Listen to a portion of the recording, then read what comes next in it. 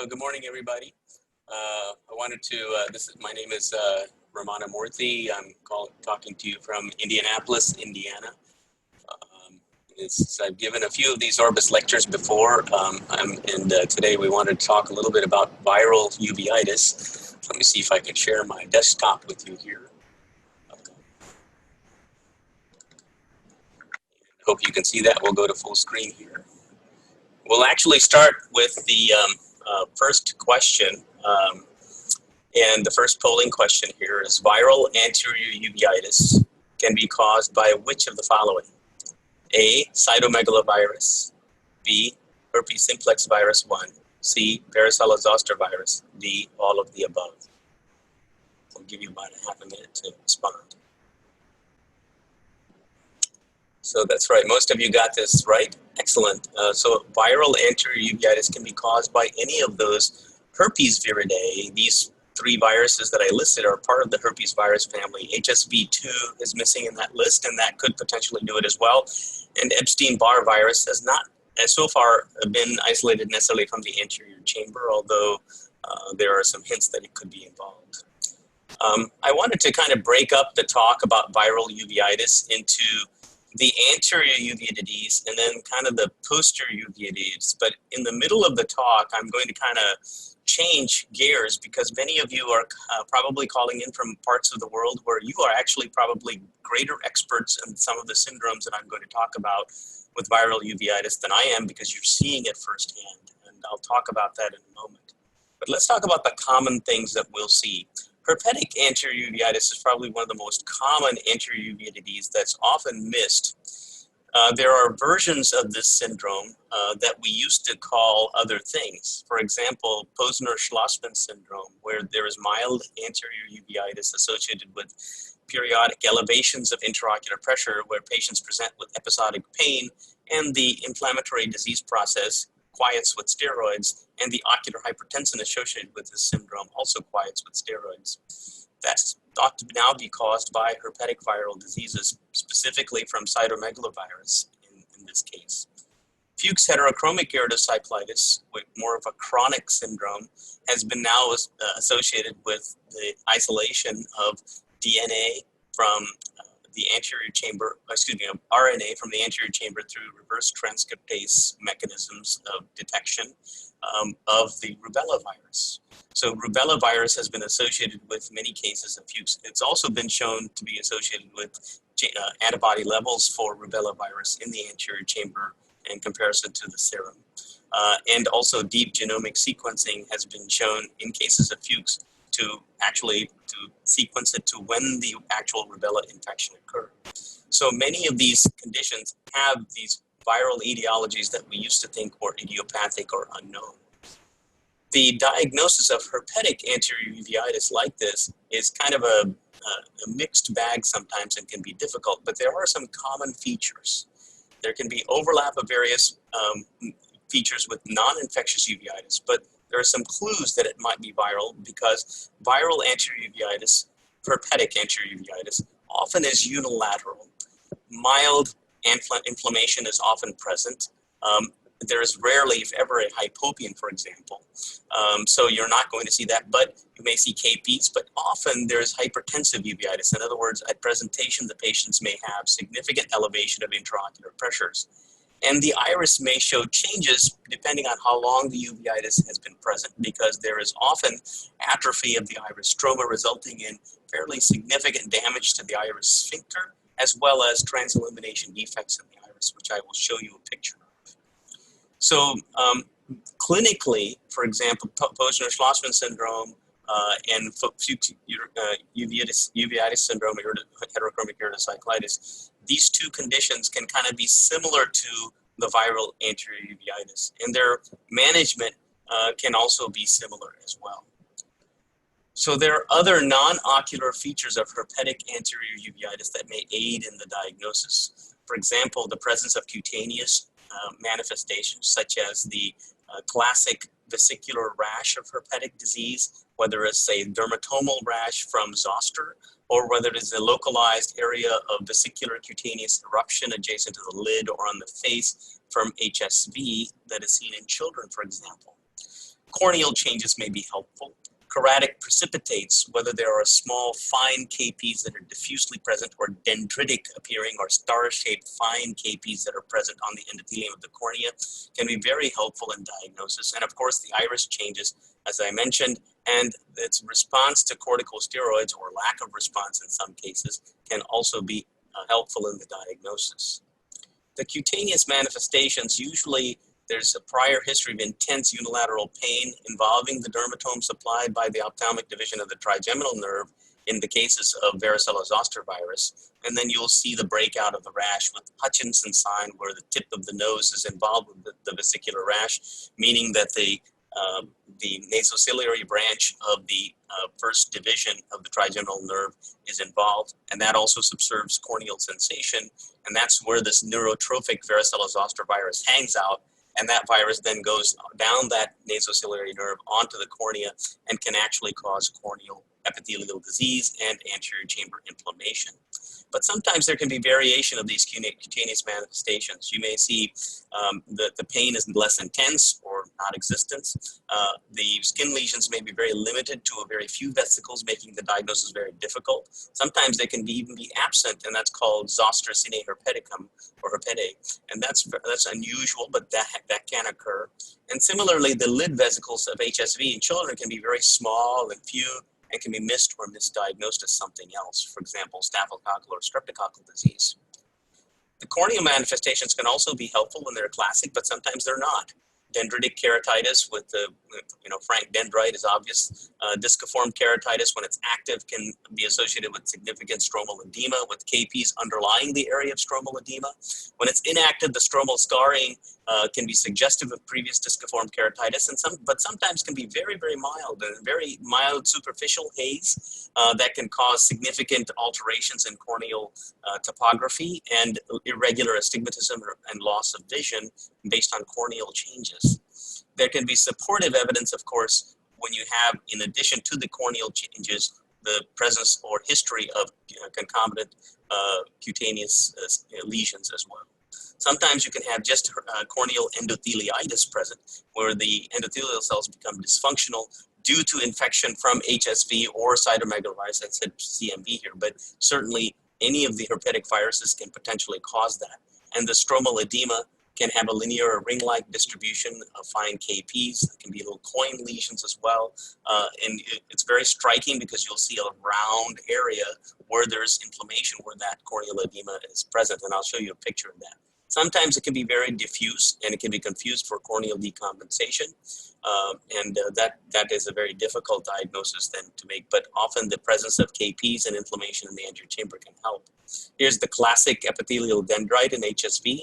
Often it can sometimes be associated with the anterior chamber inflammation. Here's a more kind of a geographic epithelial ulceration with probably some significant stromal scarring, and obviously this is more chronic and recurrent because of the pannus formation that you see here inferiorly. And then here's a patient that's got stromal keratitis, a little blurry image, my apologies for that. And here's a patient that's got necrotizing keratitis. So there can be a gamut of manifestations of corneal changes associated with these herpetic viridae. Here's a classic example of endotheliitis. You can see this, the epithelial edema and bedewing of the corneal epithelium is all kind of in the inferior half of the cornea. The superior half, you can see the iris more clearly. So this significant edema is kind of localized. That kind of gives you a clue that it could be herpetic. Here's the varicella-zoster virus associated with dendrites. These dendrites tend to be multiple and tend to be a little bit more irregular. They can be smaller as well, so-called microdendrites, and they can be sometimes confluent like they are here. There can be nummular keratitis, which is more common with varicella-zoster virus. So these nummules in the mid to deeper stroma may be present. And then, of course, you can have necrotizing infectious-looking keratitis, with stromal keratitis in varicella-zoster virus disease as well. Keratic precipitates can be very helpful in the diagnosis of herpetic anterior uveitis. These KPs can be a mixture of sizes, varying from very fine to even kind of medium-sized mutton fat KPs. And the KPs may be localized to areas of keratitis if there's corneal edema or inflammation.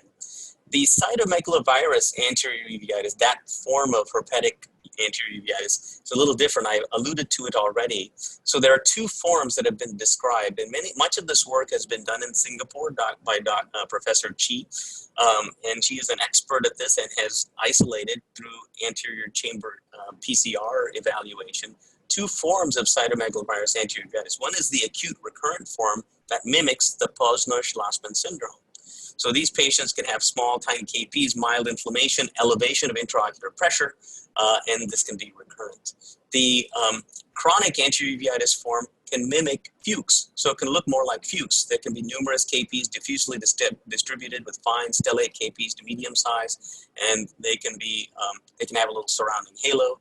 And this can be also similar to the kind of changes that you would see in the rubella-associated Fuchs heterochromic iridocyclitis. So the Fuchs syndrome likely has not only rubella associated with it, but it could also have this chronic CMV type infection associated with it. Even though it is cytomegalovirus, remember we're talking about generally immunocompetent hosts. We're not talking about people who have AIDS or immunocompromised who get these kinds of inflammatory diseases. These are otherwise healthy patients. These herpes viridae are ubiquitous, so it is not uncommon to see these infections. So here's an example of the diffuse KPs. This is a beautiful picture of diffuse KPs in a patient who has herpetic anterior uveitis, and you can see that some of them are very tiny. If you look microscopically at some of these, they can have a stellate kind of appearance, dendritic appearance. Incidentally, if you see a patient who has CMV retinitis in AIDS, for example, these patients often will have these stellate KPs on their cornea in the anterior chamber and may have a mild anterior chamber inflammation depending on their CD4 count.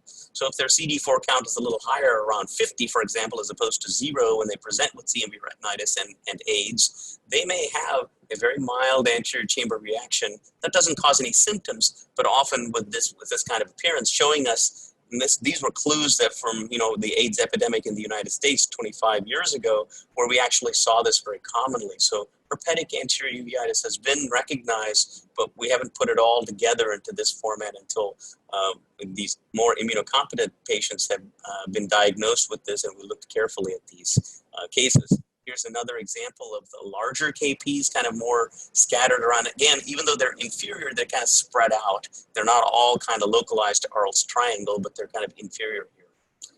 Here's another example of more diffuse. And then the dendritic KPs, if you look carefully here in the smaller KPs and magnify them, some of them have a little star-shaped configuration. So these are very helpful diagnostically. And getting back to the iris manifestations, other clues, the iris may be atrophic with iridoplegia and mydriasis because of damage to the iris sphincter muscle and perhaps even the dilator muscle. And you'll see these large transillumination defects and what I call sector iris atrophy. Sectoral iris atrophy can occur in any of the herpetic anterior uveitic syndromes. You can't tell looking at that the patient had zoster, HSV 1 or 2, or CMV. The only way you can make the diagnosis as to the causative agent really is to do additional testing, which I'll talk about in a moment.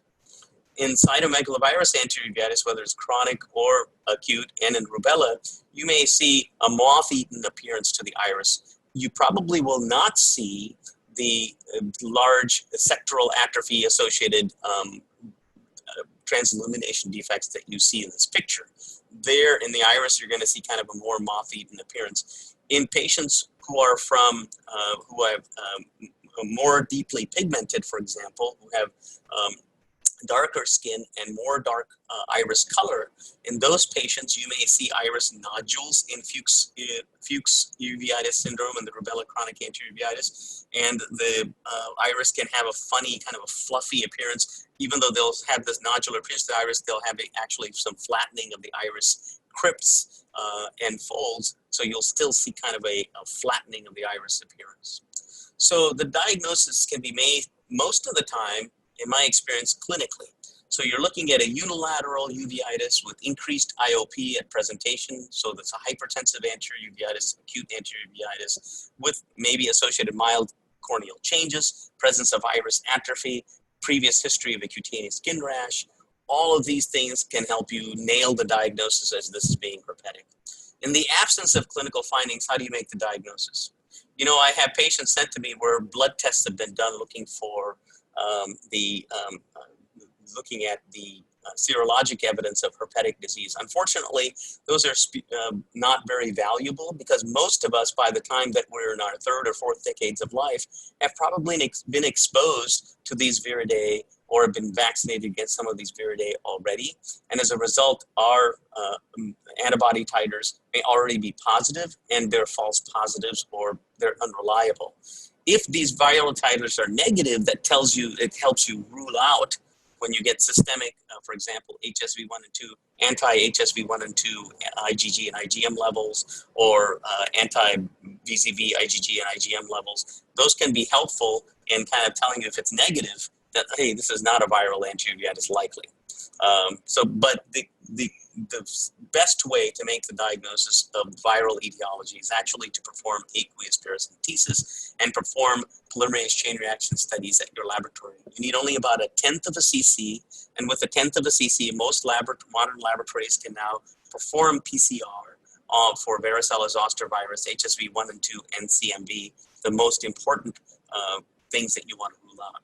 Toxoplasmosis, if you're considered, that's not a virus, of course, but if you're concerned about toxoplasmosis, aqueous PCR isn't as useful. The positive rate, the true positive rate, is quite a bit lower than it is for the viral etiologies, the herpetic viral etiologies of this in these samples, and that has to do with the primers and the availability of that toxoplasma DNA in the anterior chamber.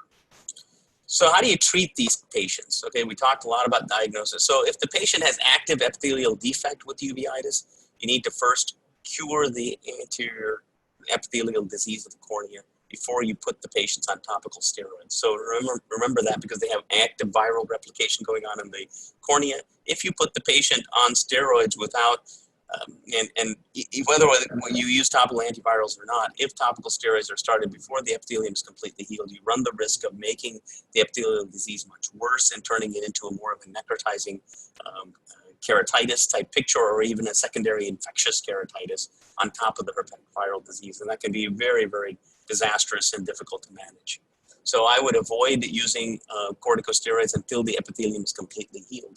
And in fact, treating with oral and or topical antivirals, and I really like oral antivirals, because if you have uveitis going on from herpetic disease and you have a corneal epithelial defect, you know, I think that the oral antivirals such as valacyclovir, 1 gram 3 times daily, a pretty high dose, can be very helpful. You don't have to use that high a dose, but you could potentially get away with 500 milligrams 3 times daily of valacyclovir.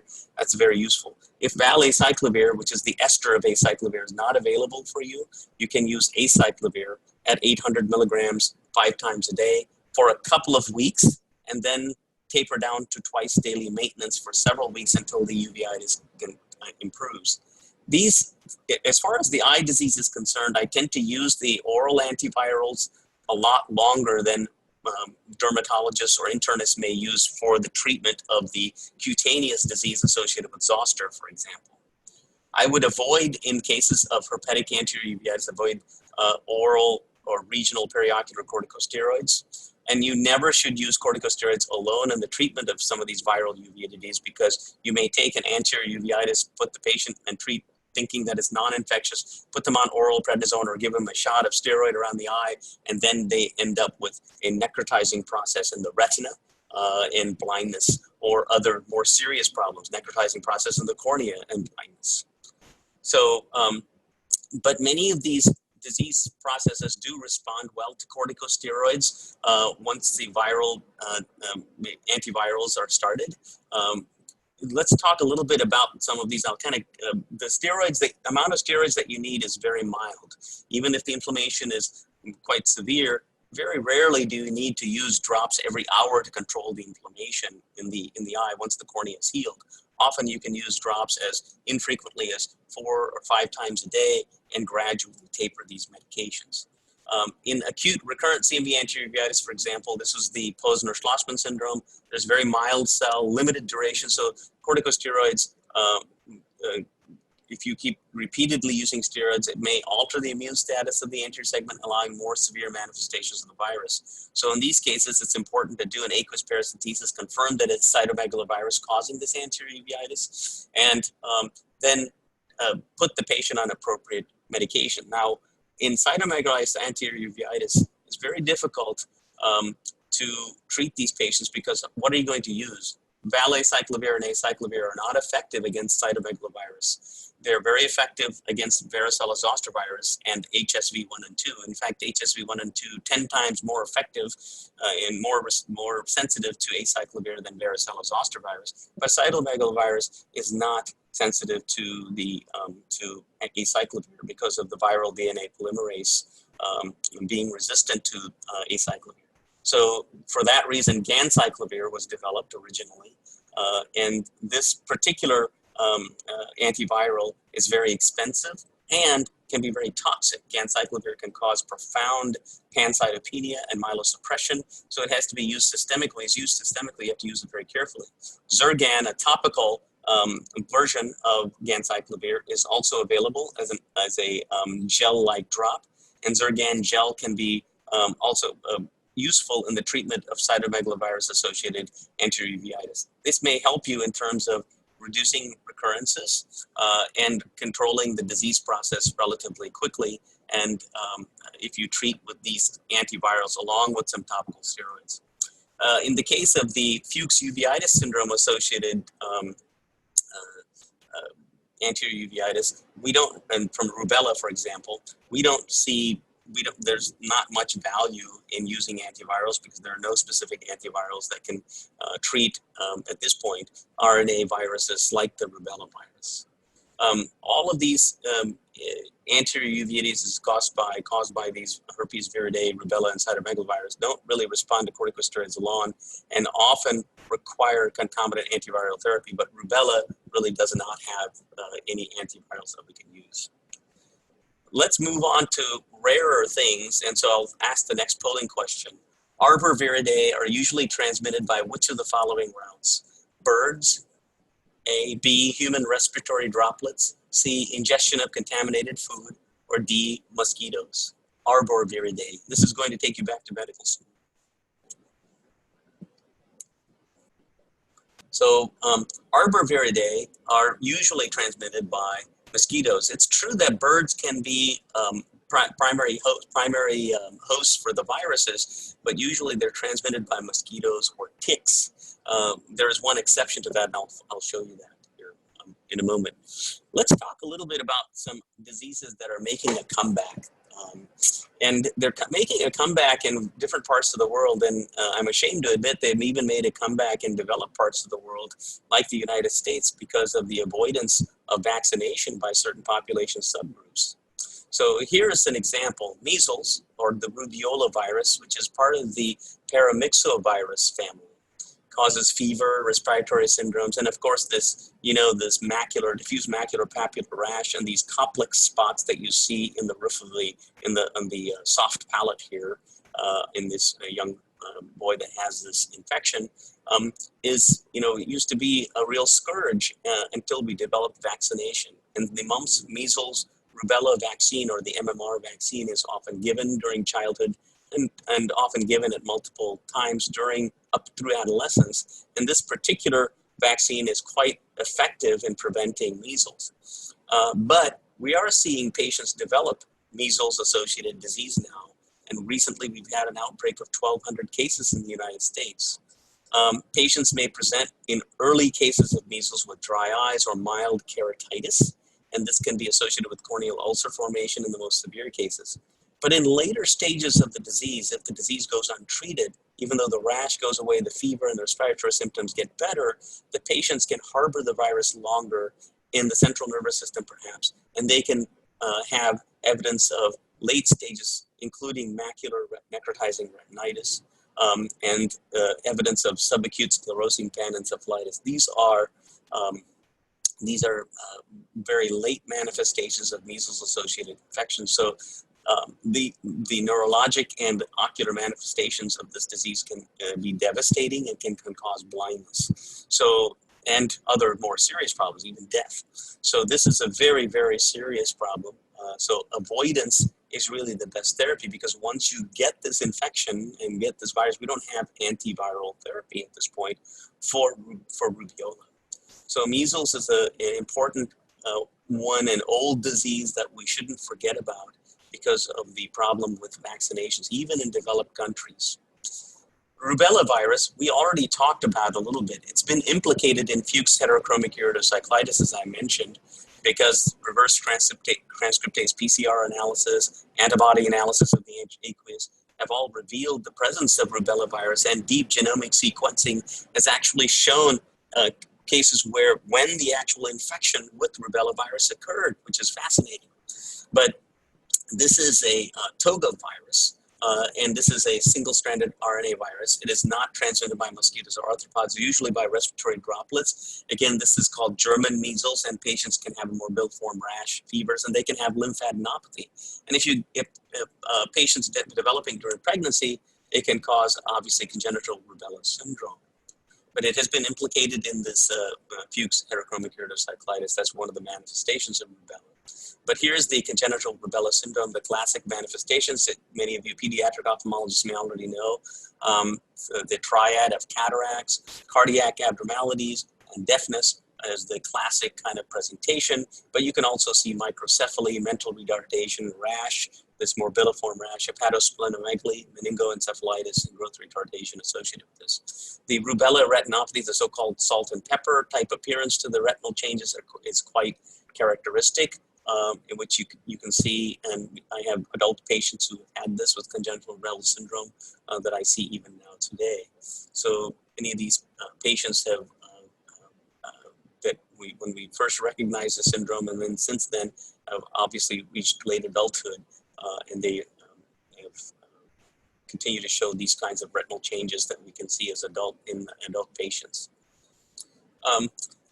Viral posterior uveitis can be caused by numerous different viruses. The rarer things that I want to talk about a little bit today are based on the world stage of things that we've seen that have global implications. And many of you are experts in these diseases, and I'm not going to pretend to be an expert. I've only seen a rare case of these, where many of you have seen probably many of these cases.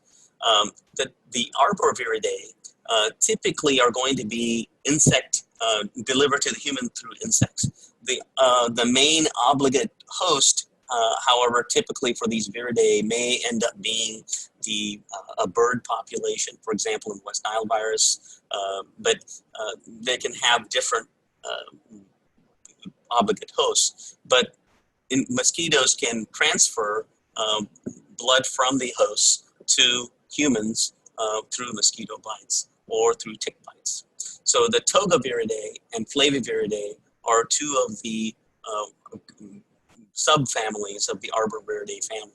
So the Togaviridae genus is one of the examples of chikungunya. Chikungunya has taken Southeast Asia by storm initially, and has spread even as far west as into the Caribbean and into South Florida, and it's probably going to spread into North America as time goes on and as global travel increases.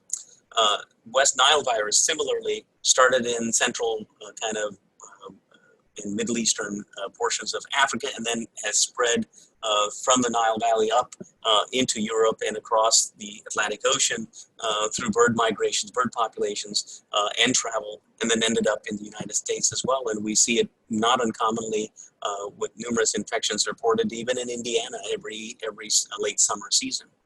And the Zika virus has recently, another mosquito-borne illness. It's not a true uveitis, although there is uveitic manifestations that occur with this virus in the newborn and the fetus. This virus, of course, has been a problem in South America, Central America, and now extending into the southern portion of the United States in Florida. And of course, yellow fever. And there has been a long-standing problem in many parts of the subtropical and tropical portions of the world, and other mosquito-borne illness. See, most of these mosquitoes are the Aedes species, either the Egypti or albopictus. These mosquitoes can be identified by the white stripes on their bodies and on their legs. They're aggressive daytime biters, and they have peak feeding activities at dawn or dusk. The Chikungunya virus, for example, causes a febrile illness, diffuse myalgias, chronic fatigue. Ocular manifestations can be quite varied. You can have anterior chamber inflammation, vitritis, localized retinitis, and in most cases in the immunocompetent host, it is self-limited, the ocular manifestations are.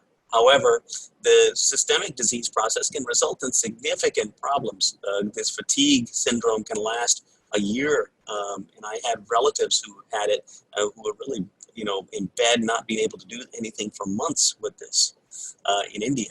Here's an example from India of Dr. Mahendra Das's case of Chikungunya virus associated retinitis. And you can see this area of retinitis, a spontaneous improvement in the area of this area of retinal whitening adjacent to the macula.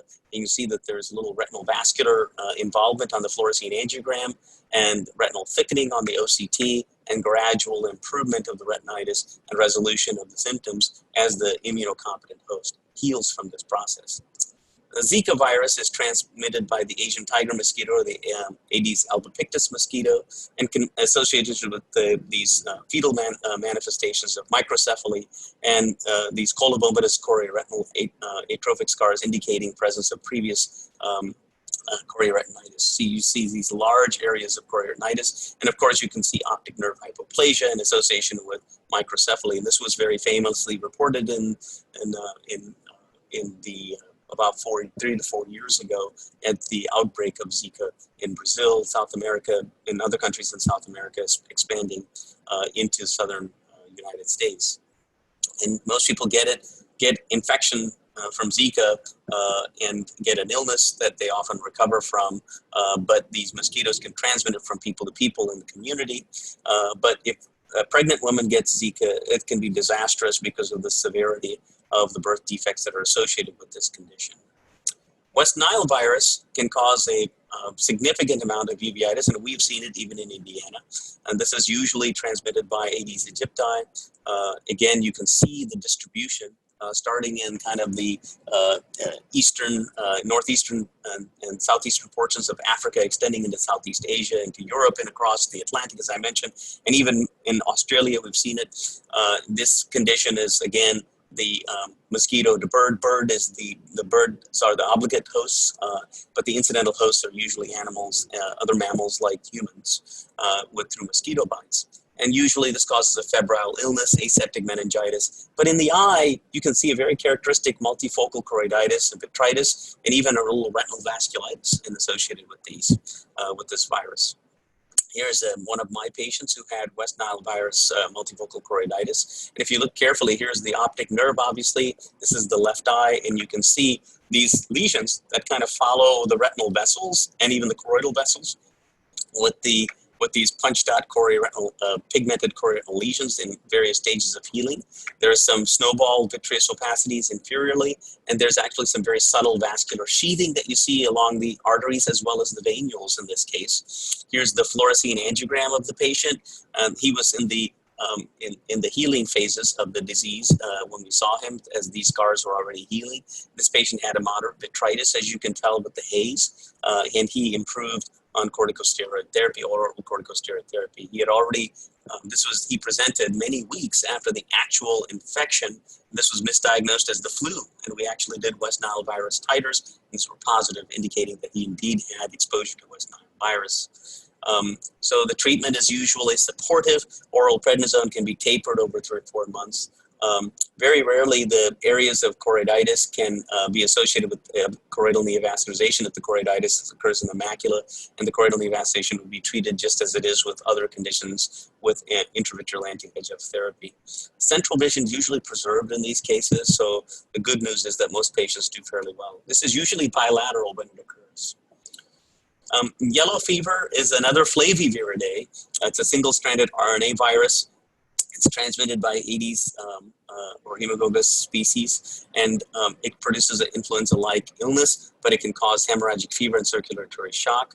The most common manifestation that have been associated with yellow fever has been optic neuritis. Yellow fever vaccination, incidentally, has been associated with uveitis as a side effect, just for your FYI. So sometimes you may see patients who got a vaccine for yellow fever and then subsequently developed anterior uveitis. Sometimes they can even develop unusual multifocal choroidal lesions as well with the vaccine. That's an unusual kind of a side story to this.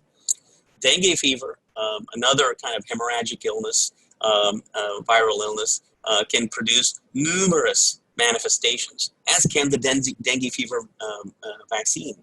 So interestingly, these patients can develop vitritis, retinal hemorrhages, vascular occlusions, as you can see in this picture from a patient in India. This is an ischemic vein occlusion that this patient had.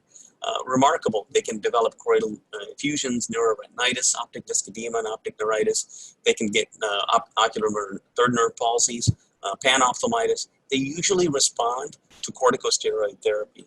And it's usually young, healthy patients that have the most exuberant cytokine response to these viruses and develop the hemorrhagic manifestations of the disease.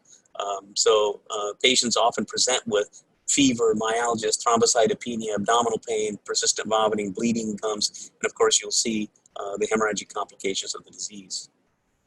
The Filoviridae have most recently been brought to our attention because of the Ebola epidemics that have occurred. Some of you are probably calling from areas potentially that have been affected by this. The Ebola virus, most of us know that the African fruit bat is the reservoir, and animals may be exposed from these infected bats. Human eats these infected animals, and it's probably spread again from ultimately from human to human through exposure to body fluids of the infected. So, and Ebola virus disease is a hemorrhagic fever. It's deadly, and the Ebola virus can persist in the eye even in cases where the patient has recovered from the hemorrhagic fever. And the viral persistence can result in anterior chamber severe inflammation, often 9 or more weeks after the viremia is cleared, with hypopian formation. It can look like HLA-B27 associated iridocyclitis, and viral DNAs can be recovered by reverse transcriptase PCR assays. And usually these patients are treated with corticosteroids and systemic corticosteroids and regional corticosteroids with improvement, but they need aggressive management of the disease with steroids. You can also see small choroidal lesions from patients who have healed from the Ebola virus infection. So you see these small punch-type choroidal scars. You can see some subtle corneal manifestations. And of course, this is a patient who had severe vitritis on the lower right here associated with post-Ebola virus persistence following the hemorrhagic fever recovery. The Marburg virus is another Filoviridae, and the Lassa virus. These are two things I have very little experience with, but these are, again, they can present with hemorrhagic fevers, as Lassa fever can as well. They can be associated with anterior uveitis and high IOPs in the case of Marburg virus. Similarly, the Lassa virus can be associated with anterior uveitis as well. These viruses have been recovered from intraocular fluids and tissue.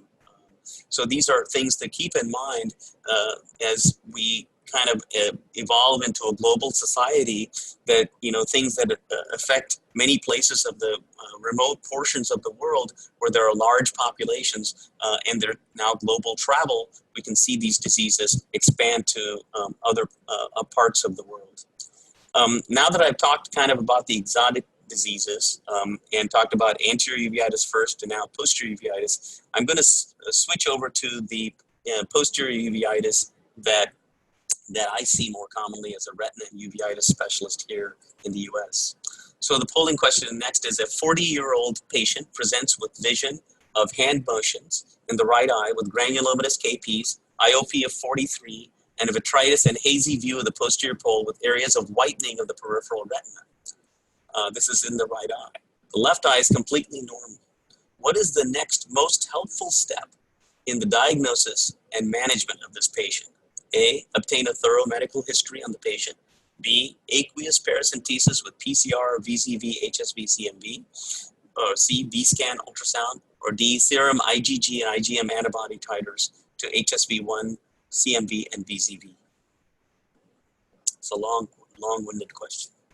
So this is a guy that has really bad vision, vitritis, hazy view of the back, whitening of the peripheral retina. What do you think this is? What's going to be helpful to make the diagnosis? So, okay, so we got most of the people got it. So I guess we still have some non-believers. Serum IgG and IgM antibody titers, if they're negative, they're helpful, but if they're positive, they don't tell you much of anything. The key, the diagnosis, tissue is the issue. So you go in and get a little bit of aqueous fluid because you're suspecting this is a viral retinitis. I hope you all thought that, right? The IOP is high. They have viral retinal whitening. The worst thing this can be is a necrotizing herpetic retinitis, right? And so that's what you want to kind of go in terms of treatment. You want to not miss that diagnosis, because if you miss that, you put this patient on steroids or give them a steroid shot, they're blind forever. They're never going to see again. So you want to make that diagnosis quickly. So aqueous paracentesis, very helpful. So necrotizing herpetic retinitis is usually caused by zoster, the most common agent, but can also be caused by HSV 1 and 2, and can also be caused by cytomegalovirus in the immunocompetent host. But that's quite rare. Usually we see cytomegalovirus causing cytomegalovirus retinitis, of course, in the setting of AIDS or the severely immunocompromised host. So HSV 1 and 2, HSV 1 in particular, is the most common etiologic virus in young patients that causes herpetic retinitis. But in older patients, patients over the age of 25, varicella zoster virus is still the most common agent. Usually, I break up the necrotizing herpetic retinitis into two groups.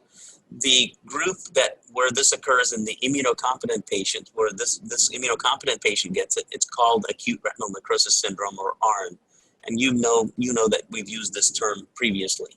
So this implies very prominent intraocular inflammation because the host is immunocompetent. They have normal lymphocyte and neutrophil function. So they're going to generate a lot of inflammation to the virus in the eye. Whereas in a patient who has AIDS and has very low CD4 counts, there will be a massive viral load exposure. And these patients develop very bad retinitis, but very little inflammation in the eye, because they can't generate the inflammation. And that's a different kind of necrotizing herpetic retinitis in the immunosuppressed patient, and that we call that progressive outer retinal necrosis, or PORN. So we've kind of gotten away from using those terms, ARN and PORN. We always call it necrotizing herpetic retinitis, either in the immunocompetent patient or the immunosuppressed patient, because that tells us more about how we need to treat these patients and what the outcomes may be. Patients often present with decreased vision and floaters. There may be pain with patients who have acute retinal necrosis syndrome because of the inflammation. The features of acute retinal necrosis in the or necrotizing herpetic retinitis in the immunocompetent patient is that there are peripheral areas of retinal necrosis with discrete borders in the periphery with rapid progressions circumferentially and centrifugally towards the center of the macula. And there is occlusive vasculopathy often. You will see retinal arterioles that are very highly attenuated and white in the periphery. Often that can precede the development of the actual retinal whitening. There may be prominent inflammation in the anterior chamber in the vitreous, and there may be some optic nerve head inflammation as well. Some people have scleritis and pain associated with the necrotizing herpetic retinitis. So this is an example of that occlusive arteriolitis that we see in necrotizing herpetic retinitis. See the hazy view. This is an immunocompetent patient. So these are the arteries that are white and very necrotic. It's hard to see the necrotizing retinitis, but it's there. It's subtle. But out in the periphery here, where it's more white, that's actually the retinitis. Here's a more classic example. You can see the occlusive arteriolitis in the posteriorly. There are a few retinal hemorrhages here, and then you can see in the periphery this diffuse retinal whitening with a few retinal hemorrhages.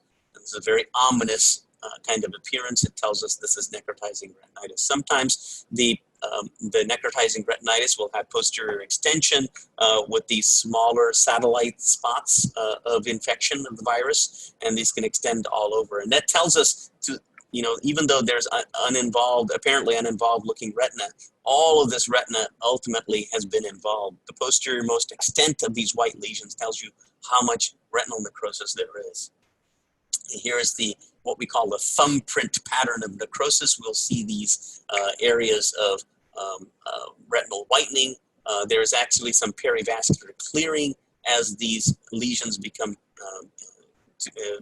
intumescent and heal, and you can see this this healing process. Here's the cracked mud appearance where there's perivascular clearing of some of the inflammatory cells in the necrotic retina as the healing process continues in necrotizing herpetic retinitis.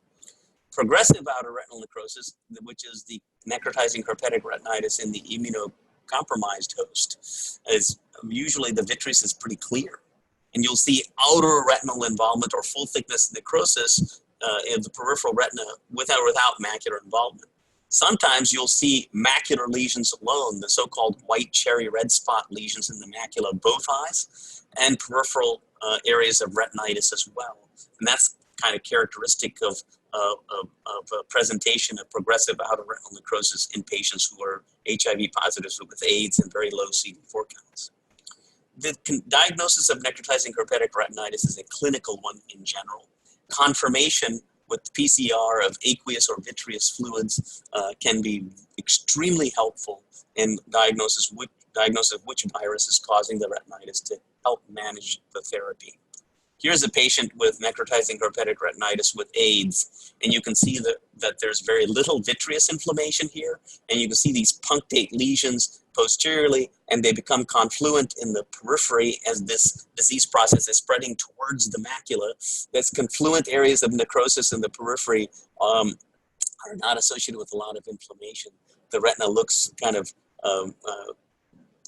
very diffusely white and damaged. Here's another example of a patient with AIDS, CD4 count of 0, who presented with this very severe necrotizing herpetic retinitis, progressive outer retinal necrosis syndrome. The risk factors for necrotizing herpetic retinitis in the immunocompetent patient may be difficult to ascertain. There may be history of prior herpetic infection. Patients may have a history of herpes labialis lesions or herpes zoster ophthalmicus.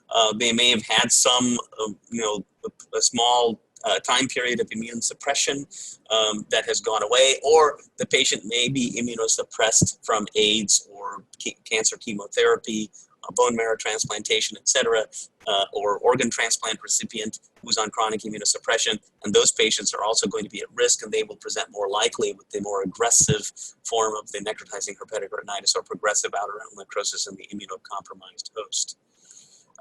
The differential diagnosis can include many things because of that white clinical appearance. Let me go back a slide. So this appearance can be seen with syphilis. It can be seen with toxoplasmosis. It can be seen as primary central nervous system lymphoma occurring in the subretinal space can look like this too. So many things can look like this, but the clinical course of this type of necrotizing herpetic retinitis is very rapid in comparison to some of those other disease processes, and PCR evaluation of the fluids for viruses can help you nail the diagnosis and get on treatment right away. One other important thing in the differential that I want to point out is Behçet's disease. And many of you who are in the Mediterranean and Asian portions of the world, Far East, etc., may see a lot of Behçet's disease. And Behçet's can be associated with occlusive retinal vasculitis, and that can mimic necrotizing herpetic retinitis. I have been fooled many times when I thought that the patient had necrotizing herpetic retinitis when indeed they actually had Behçet's disease. Primary CNS lymphoma is a disease that you don't want to miss the diagnosis of, but you have to keep that in the back of your mind. It's a much more rare condition than even necrotizing herpetic retinitis. Systemic leukemias and lymphomas can also look like this, but again, very rare diagnosis. Here's one of my old patients with Behçet's disease who has retinal vasculitis. I thought that he had acute retinal necrosis. Look at all this area of retinal arteriolar attenuation and involvement in vasculitis, and then you can see retinal hemorrhage and this retinal whitening.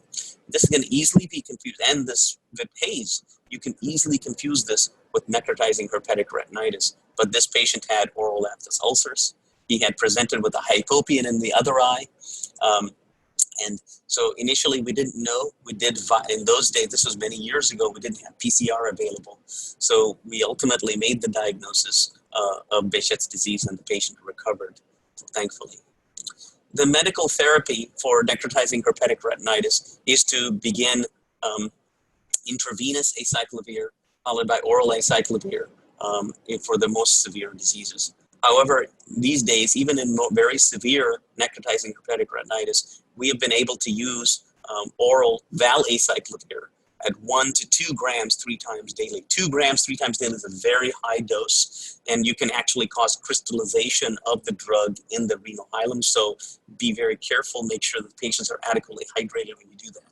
This high dose should be used for anywhere from 4 to 6 weeks. So I really believe in aggressive therapy. 2 grams 3 times daily, probably for 2 weeks, and then 1 gram 3 times daily for the next 4 to 6 weeks, and then gradually taper down to a maintenance dose once the active retinitis has healed. You may supplement this or the systemic therapy with intravitreal therapy that I'll show in just a moment. You can also use famciclovir, another kind of variant, another a form of acyclovir that can be useful if you don't have valacyclovir available. IV acyclovir is usually given at 1.5 grams per square meter of body surface area, divided into 3 equal IV doses per day. This can be managed through your infectious disease specialist. This, again, the IV is given for about 2 weeks, and then oral agents are then started for many weeks thereafter. I tend to keep patients on maintenance antiviral therapy with this disease for many months, depending on the severity of the process. So maintenance therapy is important, even in the immunocompromised patients, but I would say that at least 3 or 4 months, maybe longer if both eyes are involved.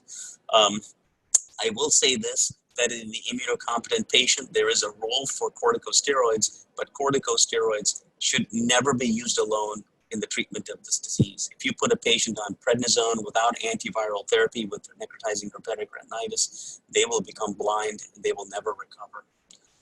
So you can start oral prednisone to control inflammation in the immunocompetent host once you've started antiviral therapy and you have started to have good control of the retinitis. The earliest I usually start oral prednisone is within the first week after the initiation of antiviral therapy. So progressive outer retinal necrosis is much more difficult to manage. So often we have to use, in these patients who are severely immunocompromised, aggressive antiviral therapy, often combining intravenous therapy, with multiple agents like acyclovir or ganciclovir with foscarnet. This has shown some improved efficacy, but these patients rapidly progress to blindness. And so we will be very aggressive with intravitreal therapy in these patients as well. There has been some value, we think, in the use of the low-dose aspirin to protect from vascular occlusion, but this is a conjecture. It's really not based on a lot of very hard evidence. Many of these patients, one of the complications of necrotizing herpetic retinitis is that it can result in retinal detachment. So many patients can go on to retinal detachment, and the frequency of retinal detachment, I think, is really related to the amount of retina involved. If there's only some mild patchy peripheral retinal involvement, you catch it early and treat it, it's unlikely that that patient will develop retinal detachment. But the larger, when the patient has much more diffuse retinitis and more than half of the retina is involved, you are probably going to get significant vitreous opacification, condensation, contraction, and development of tears in the very severely damaged necrotic retina that's very, very thin, and then you can get retinal detachment. Usually this is treated with vitrectomy and silicone oil placement. Sometimes we use sclerobuckle as well in the severe cases where there's a lot of inflammatory debris and changes in the vitreous. So retinal detachment is a very important disease-related complication associated with necrotizing herpetic retinitis. As an aside, I will mention that patients with who are immunocompromised who get this progressive outer retinal necrosis type of necrotizing herpetic retinitis can have a very high risk of developing retinal detachment. Close to 100%, probably 90% will develop retinal detachment, and they can lose vision as a result of that. Optic nerve involvement from the retinitis can be primary or secondary. It can result in significant optic nerve atrophy. This can also be associated with post-encephalitis appearance. So this is a patient who had acute retinal necrosis, which has been managed and controlled, who presented several weeks after the initial presentation with a retinal detachment. The macula is detached, her vision was hand motion, and this patient underwent vitrectomy, scleral buckling, and silicone oil placement. There can be other complications such as retinal ischemia, epiretinal membrane formation, vitreous membranes, cataracts, hypotony. All these are potential complications. I'm going to move now and talk about the last topic, which is related to the immunocompromised patient. CMV retinitis is most likely cause of necrotizing retinitis in which of the following patients? A, HIV positive patient with CD4 count of 500 cells per cubic millimeter. B, patient with rheumatoid arthritis related or treated with hydroxychloroquine for 20 years. C, a cadaveric renal transplant recipient on azathioprine or tacrolimus. And D, a patient with chronic non-infectious intermediate uveitis treated with maintenance oral prednisone of 5 milligrams daily for 3 years. Which of those patients is most likely to develop CMV retinitis? Let's see what you guys did. See if you got the question right. So let's talk about this. So the right answer is C, cadaveric renal transplant recipient, right? So HIV positive patients, CD4 counts usually have to be less than 50 for them to have CMV retinitis, okay? So people who have CD4 counts that are relatively high, 500 cells, they're generally not going to be the patient that is most at risk for developing CMV retinitis. Could it happen? Yes, but very highly unlikely. So, but the patient who has been treated with renal transplant who's on azathioprine and tacrolimus, they're profoundly immunosuppressed. Those patients can indeed develop CMV retinitis, and I can tell you I have seen many patients in the last 25 years who presented exactly that way. Bone marrow transplant patients also, a similar group, okay? So the other things, choice B, rheumatoid arthritis and hydroxychloroquine, those patients are not immunocompromised enough to develop a CMV retinitis. Of course, 20 years of Plaquenil therapy can result in macular damage and macular toxicity, so you should be checking for that annually anyway in those patients. Remember that the cumulative dose of more than 1.5 kilograms of hydroxychloroquine increases substantially the risk of developing maculopathy from hydroxychloroquine. So that's unrelated topic, but important for you to know about. And D, non-infectious uveitis treatment with oral prednisone, those patients are not immunocompromised enough to develop CMV retinitis. Highly unlikely for them to develop CMV. So CMV's retinitis, again, CMV is part of the herpes virus family, as you know. We can see it as a congenital infection where it's vertical transmission from the mother during pregnancy, and that can cause various syndromes in the newborn. You can see it as an acquired infection, usually from sexual contact with other body fluids, or it can be transmitted from infected blood or transplantation from an organ of a CMV positive donor to a CMV negative recipient. These are all possibilities. And I have seen the latter, all of these manifestations of CMV retinitis, or CMV infection, excuse me. So, and all of these modes of transmission I have seen. So there's a latency in this virus because these are DNA viruses. They can establish latency in various human cell types, everything from alveolar cells to neurons. And so the recurrence from latency occurs when the immune system has been impaired. So in other words, most of us are exposed to this ubiquitous virus in the environment. It is only later that many of us can develop infection as a result of changes in immunity. Congenital infections can have devastating neurologic and ocular effects, including blindness, but acquired infection in children and adults may cause signs and symptoms similar to infectious mononucleosis syndrome in the immunocompetent patients. But recurrent infections really depend on immune status. In HIV/AIDS, for example, recurrent infections manifest as a retinitis and a clinically important disease associated with CMV. And retinal involvement occasionally occurs in other forms of immune suppression, such as patients undergoing organ transplantation, as I mentioned. And CMV retinitis and HIV/AIDS may be symptomatic CMV infection. There may be other organs involved, the GI tract or central nervous system as well. So in the HIV/AIDS patient, it's a much more diffuse systemic disease process because of their diffuse immune system compromise. There are certain populations that are more likely to have CMV infection or prior infection CMV, healthcare workers, hemophiliacs, men having sex with other men, persons who are from developing countries may be more likely to have these serologically positive for previous infection. CMV retinitis from recurrent disease usually occurs in patients who are immunocompromised, as I mentioned, and it is still one of the major opportunistic infections in patients with AIDS. Approximately 30% of AIDS patients develop CMV retinitis in the pre-HAART era in Western countries, but the number of new cases in developed countries reduced by 80% initially with the advent of HAART and stabilized at this level. It hasn't gone away. But in developing countries where there's resource-poor settings and HAART therapy or highly active antiretroviral therapy has not been available readily, CMV retinitis remains a real clinical challenge, and many of you know that. And I don't want to act like I'm an expert in this area. I trained in the area when the AIDS epidemic was rampant in the United States, so I have a lot of experience with CMV retinitis and AIDS. But you may have much more experience now than I do just because of where you live and what you see. In AIDS, CMV retinitis usually occurs in patients obviously with CD4 counts that are low, and rarely occurs in patients who have CD4 counts greater than 200. That was one of the questions that I kind of alluded to earlier. And patients usually have blurred vision or vitreous floaters. Those are the most common symptoms. Patients occasionally may present with a detachment with very advanced disease, but that's quite rare. CMV retinitis is the first manifestations of AIDS very, very rarely in Western countries. I don't know if that's how that is in more undeveloped countries, but it could certainly be a presentation as first manifestation of AIDS, but again, that's a relatively uncommon presentation of AIDS. Newly diagnosed CMV retinitis usually occurs in the presence of active viral shedding in the HIV positive patient in the blood or urine, so other body tissues may be involved with symptomatically. And in an organ transplant patient, you may want to inquire if the patient got CMV status of the donor. Often that's available through the organ bank.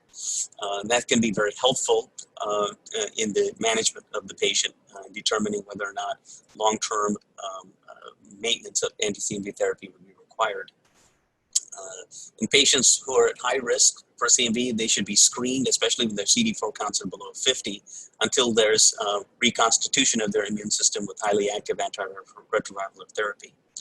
Here is a patient who was an organ transplant recipient, again, a CMV positive donor and a CMV negative recipient who developed CMV retinitis after an intravitreal injection of triamcinolone, preservative-free triamcinolone that I had given her for the treatment of diabetic macular edema. This was prior to the availability of anti-VEGF therapy.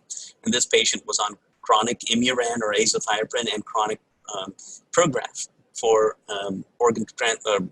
anti-rejection medication. So she was profoundly immunocompromised, but she was harboring CMV from her donor organ.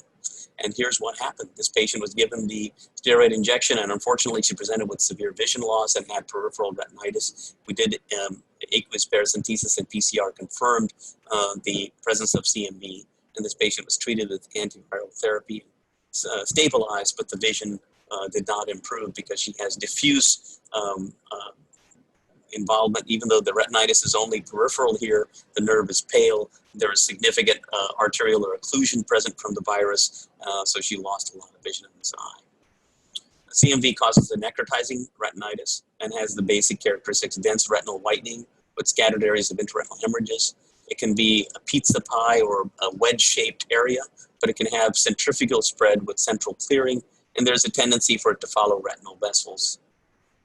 There are different types of clinical manifestations. There are 4 clinical manifestations of CMV that you should know. One is the thick and fluffy cottage cheese and tomato ketchup fundus, or the pizza pie appearance of retinitis, where thick and fluffy retinal necrosis and hemorrhages are present along major vascular arcades. There can be the dry, granular appearing retinal whitening of the peripheral retina. There can also be isolated involvement of the optic nerve, which is rare, and this can be usually spread from adjacent retinitis, but you can have isolated optic nerve involvement. And of course, the 4th form is the frosted branch angiitis. In addition to the granular appearance of the retinal whitening, there's also the subset called the brush fire appearance. I think I may have a picture of that. Here's the classic appearance of the tomato ketchup cottage cheese appearance. I think ophthalmologists like to refer to food when they look at pictures of the retina. So, and we can also think of this as like a pizza pie. So like pizza, right? Ketchup and cheese on a slice of pizza. This is the typical kind of fluffy retinitis appearance for CMV. This is classic. Here's another patient with optic nerve involvement, macular involvement at presentation. This was the initial presentation of a patient who did not know he was HIV positive, a rare kind of presentation of AIDS. So this is a patient that lost a lot of vision in the eye, obviously. Here's a kind of the granular appearance. You can see the grainy appearance rather than the fluffy necrosis. There are some retinal hemorrhages here as well. Here's another granular appearance. This is kind of a pearlescent area of healing that you're seeing with central clearing. Here's the brush fire appearance. Sometimes it can be very sneaky granular retinitis that's rapidly progressing. You have to be very careful and watch for advancement posteriorly of the leading edge of the retinitis. This is the leading edge. This is the peripheral. This is the posterior portion of the retina. Here's another granular appearance to the retinitis. Here's a more kind of a mixed appearance. Here is the frosted branch angiitis appearance, a very classic, beautiful picture from Dr. Vitale of this frosted branch angiitis. This disease process, the retinitis, can be unilateral most commonly, but a significant minority can be bilateral. Most eyes contain only one focus of retinitis, but you can have multifocal involvement, especially in severely immunocompromised patients. And inflammation is often low grade because these patients are immune compromised. With the immune recovery, you can see significant immune recovery uveitis associated with CMV that can lead to complications such as cystoid macular edema, epiretinal membrane formation, and that can cause significant vision loss. It is a clinical diagnosis to make based on the history, the patient's risk of getting the disease, and the clinical appearance. HIV antibody status and CD4 count are crucial in patients where you suspect HIV disease. And PCR of ocular fluids can nail the diagnosis. So it can allow you to determine if it's cytomegalovirus. Why is that important? Imagine that you have a patient who presents to you with a necrotizing retinitis who has had a previous bone marrow transplant. And I have seen this multiple times. The patient presents with necrotizing retinitis. You think it is herpetic, but you're not sure what's the etiologic agent, and you put the patient on acyclovir at high doses, and they continue to have progression of disease and vision loss over the next couple of weeks. When there's no response, people often forget that, hey, this could be cytomegalovirus, and they're not going to respond to acyclovir. Why? Because the cytomegalovirus viral DNA polymerase is not sensitive to acyclovir. Remember that these antivirals actually block the activity of the viral DNA polymerase by interfering with DNA synthesis. So ganciclovir, which is a different methylated form of acyclovir, if you will, that is the agent that you want to use, or foscarnet. You want to use that to treat cytomegalovirus retinitis. So I already talked about risk factors. And the differential diagnosis is broad, includes other causes of necrotizing herpetic retinitis like HSV and VZV. Toxoplasmosis and syphilis can look identical to this in the HIV positive or the immunocompromised patients. They need to be ruled out. How do you rule out toxoplasmosis? You can do vitreous or aqueous samples for PCR, and you can do serology. Serology is still helpful, but in the HIV positive patient, it may not be as helpful. Syphilitic serologies, specifically treponemal positive tests, are very important to get. Remember that syphilis, HIV, all of these diseases travel together. So just because somebody has one disease doesn't mean that they can't have syphilis. So it's very important to check for that. And intraocular lymphoma can also be common in patients who are immunocompromised. So that can be only determined by vitreous biopsy and cytopathologic evaluation. Bacterial and fungal infections of the retina can also mimic this. One of the important benign things that can mimic CMV retinitis is HIV retinopathy, retinal hemorrhages, and cotton wool spots. Sometimes that can be confused with retinitis when you have large cotton wool spots, but these usually are not associated with significant vision loss. There's usually no significant anterior chamber or vitreous inflammation that you'll see in these patients, and these patients often have CD4 counts that are quite high, in the greater than 200 range. So those are all clues as to the diagnosis of HIV retinopathy, probably the most common manifestation of HIV disease in the retina. So medical therapy for cytomegalovirus retinitis in the immunocompromised patient usually involves induction of antiviral therapy. Now we have oral valganciclovir, which can be given at 900 milligrams twice daily for 2 to 3 weeks for induction minimum, and then dropped to 900 milligrams daily maintenance to control retinitis. And oral valganciclovir is almost as effective as intravenous ganciclovir. Sometimes the cytomegalovirus may be resistant to ganciclovir, and viral evaluation and PCR evaluation may help you in determining the resistant strains, and you may be required to use foscarnet. We can supplement the induction therapy with intravitreal therapy as well, and I'll get to that in a moment, but these immunocompromised patients will require maintenance therapy. So maintenance therapy involves lower doses of the agents, and these are often kept up until the patient has immune reconstitution. Once the immune reconstitution occurs with CD4 counts greater than 100 for at least 3 months, then you can consider discontinuation of anti-CMV specific therapy is when they're on HART therapy. Intravitreal injections of ganciclovir and foscarnet are off-label, but can be used as induction. You actually for induction, you have to give injections twice weekly in the involved eye or eyes, and then once weekly maintenance therapy. Laser barrier to prevent retinal detachment may be of some benefit, but not always. There are complications from therapy. Neutropenia, anemia, thrombocytopenia can occur with ganciclovir. Anemia can occur with foscarnet, but foscarnet is more likely to cause renal toxicity because of the phosphate moiety of the drug that can cause direct toxicity. Cidofovir is a very uncommonly used antiviral because it has significant ocular side effects, including uveitis, hypotony, which are significant complications that can cause irreversible retinal damage, but it often requires the use of concomitant oral probenecid to protect the kidney from the drug. And hydration is very important for the drug to prevent renal toxicity from cidofovir. There are, retinal detachment is probably the most important immediate potential risk for CMV retinitis. Greater than 25% of retinal surface area involvement increases the risk of retinal detachment. And once immune recovery occurs, immune recovery uveitis is a complication as well, because these patients can develop vitritis once their CD4 counts have become high, and can develop cystoid macular edema, retinal membrane cataracts, and so forth. And local or systemic corticosteroid therapy may need to be used in that situation. CMV strains resistant to antiviral therapies do exist, and so we can use other drugs like cidofovir and rarely leflunomide, which is an immunosuppressive agent that has antiviral activity. So you can have death from coincidental extraocular CMV disease in patients who are severely immunocompromised.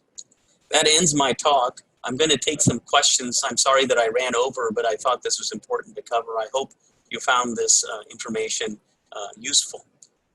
Let me see if I can get the question and answers going.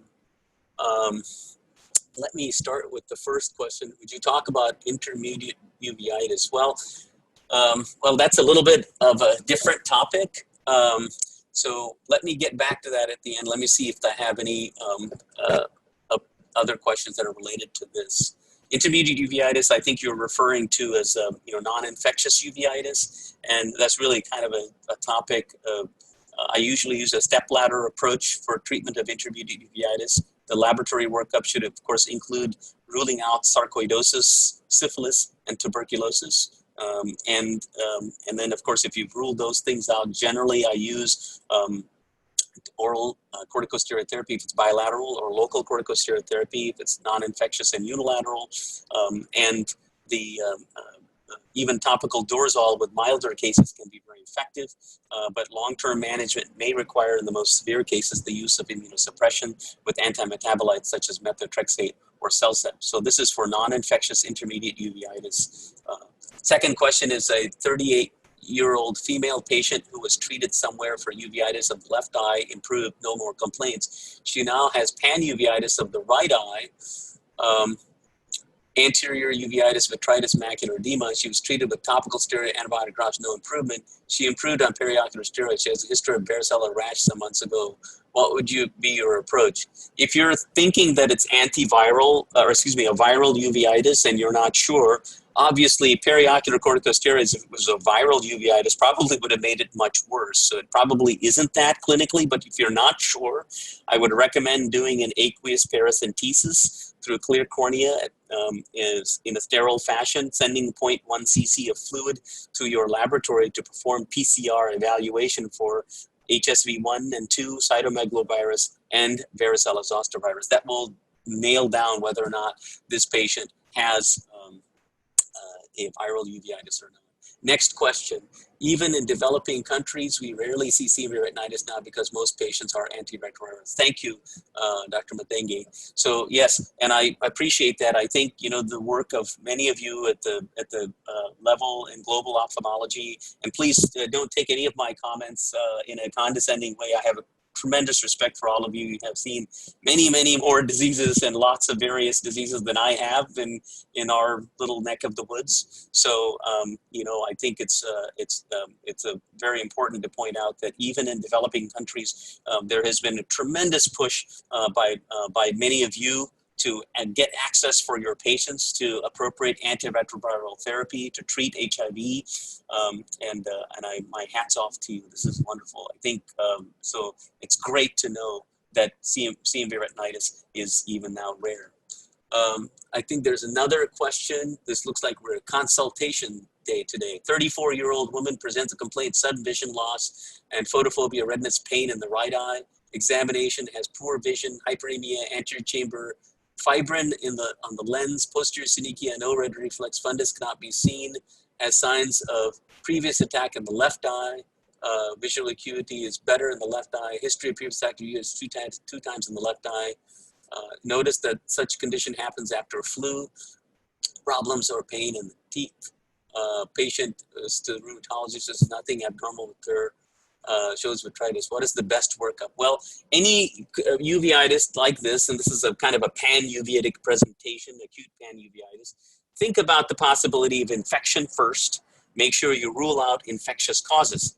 Presence of fibrin or hypopyon in the anterior chamber with a vitritis, I think about the possibility of infection. Is this patient immunocompromised? Is the patient ill? Have they had fevers? Ask questions. Find out what medications they're taking.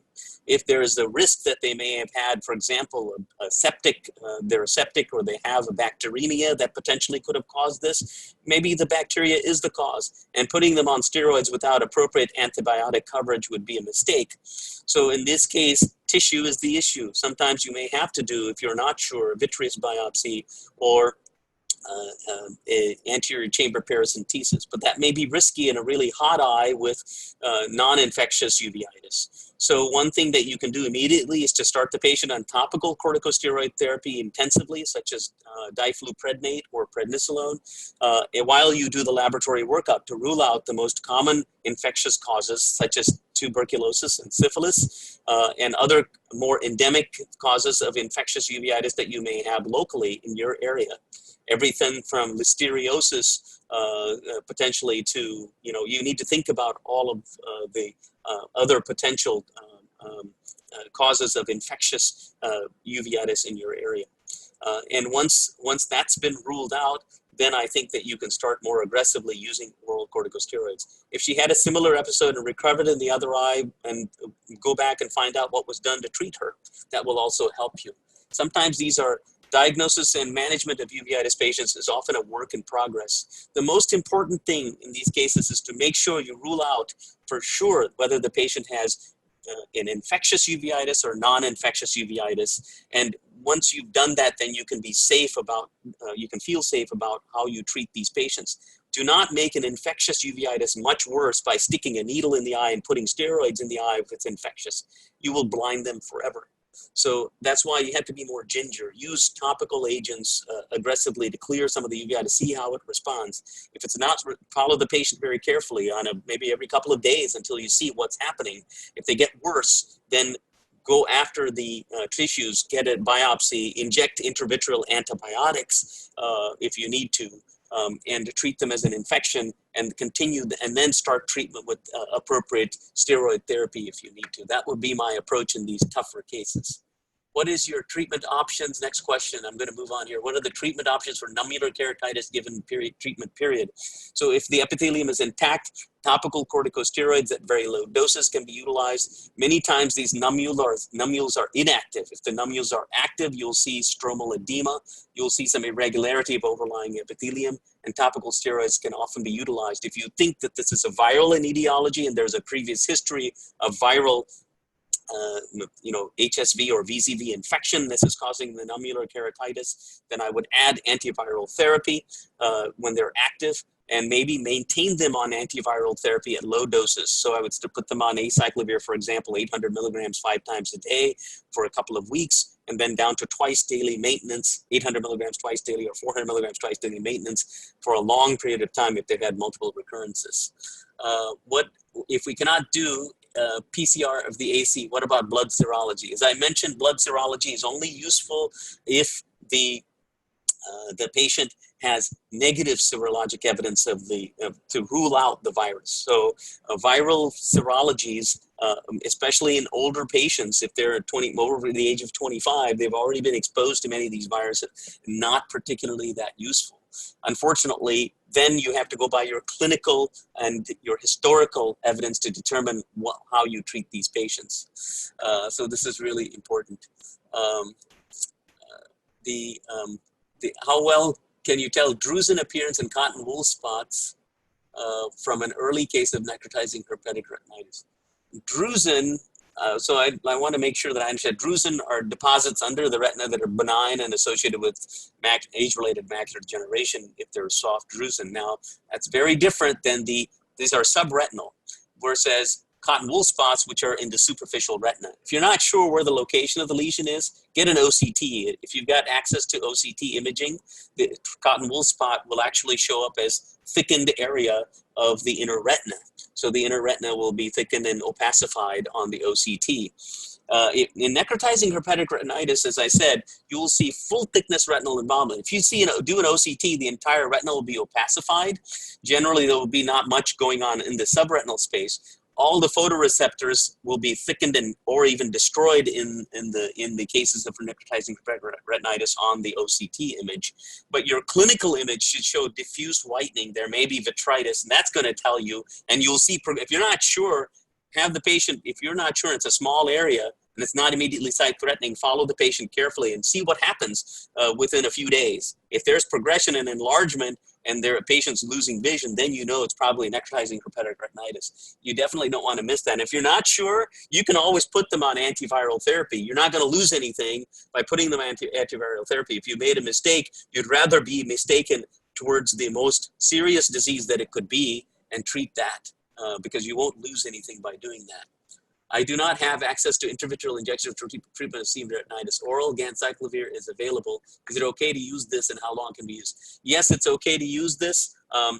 Oral ganciclovir, as I said, 900 milligrams twice daily as induction therapy for 2 to 3 to 4 weeks, and then 450 milligrams, 900 milligrams once daily or 450 milligrams twice daily maintenance therapy seems to be as effective as intravenous ganciclovir. And so this is useful. If you don't have access to intravitreal injections, that is concerning.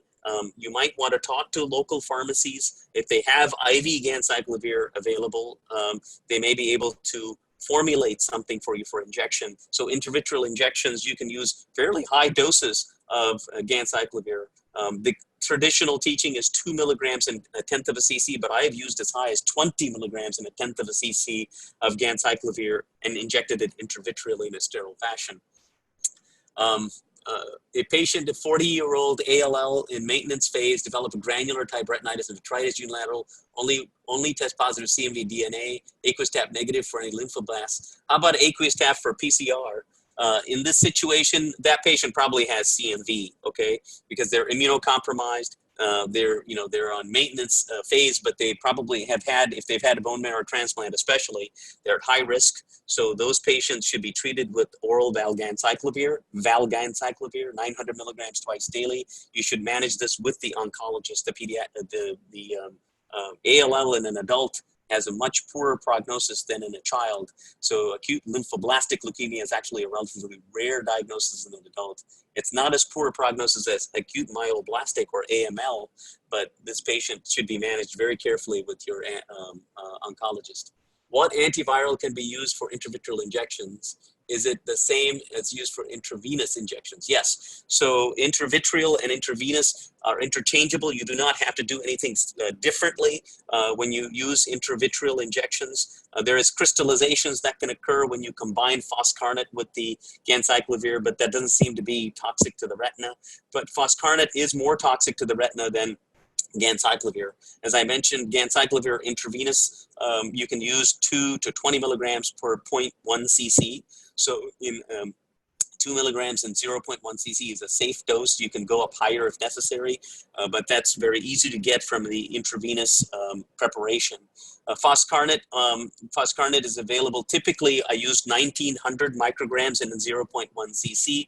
I'm sorry, 1800. That's the typical IV formulation, so you can draw it up directly from the IV formulation. Talk to your pharmacist in your hospital to get that medication if you have that.